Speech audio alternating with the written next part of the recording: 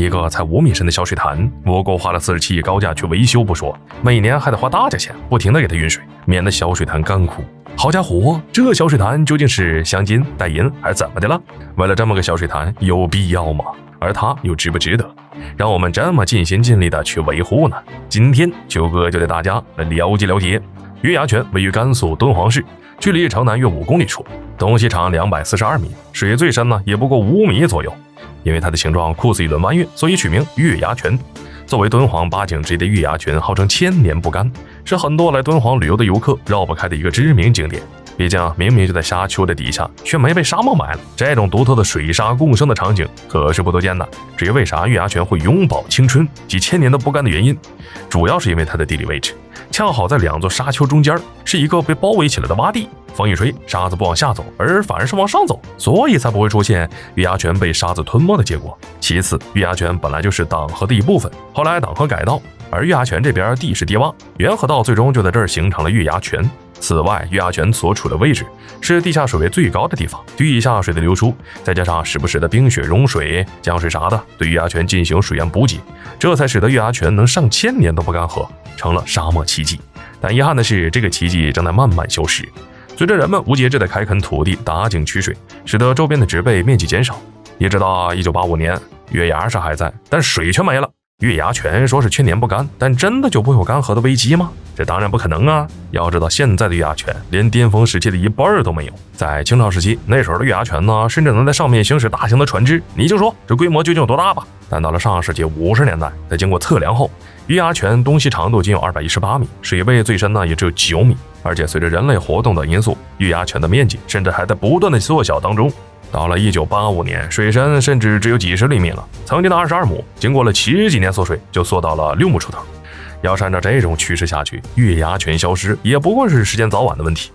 眼看存在1000年之久的沙漠奇迹就这么没了，我国自然也不会坐视不管，立马就展开了补救措施。一开始大家想的办法还很简单，月牙泉不是缺水吗？那直接拉根管子给它补水不就行了？事实证明，这个办法一开始是有用的。月牙泉的水位一下就升到了4米，结果呢，拿来的河水咋着都不干净，水放进去没多久，月牙泉就开始发绿变臭了。这一顿操作差点直接把月牙泉给送走。考虑到人工注水会对环境造成的影响，于是就在月牙泉的上游修建了大型的渗水厂，通过堤坝回灌的方式加大补给，同时还限制月牙泉周围地下水的开采，通过植树造林改善周边的环境等，这一系列的措施下来，修补工程也取得了一定的成果。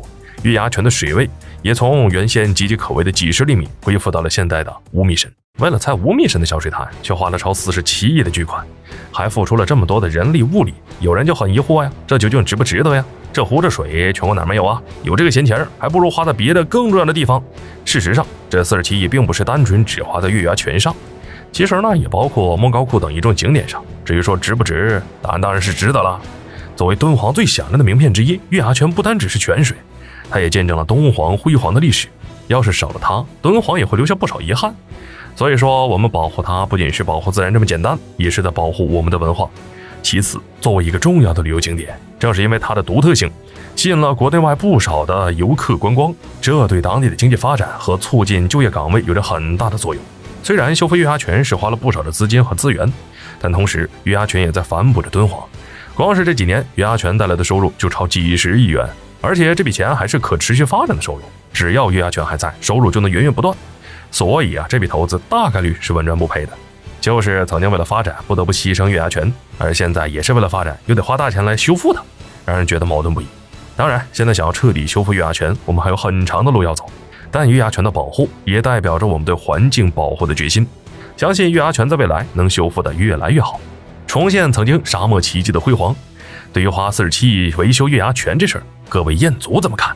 究竟是觉得值还是不值得呢？好了，本期视频到这儿就结束了，麻烦各位看官用你发财的小手给来点赞关注呗，咱们下期再见。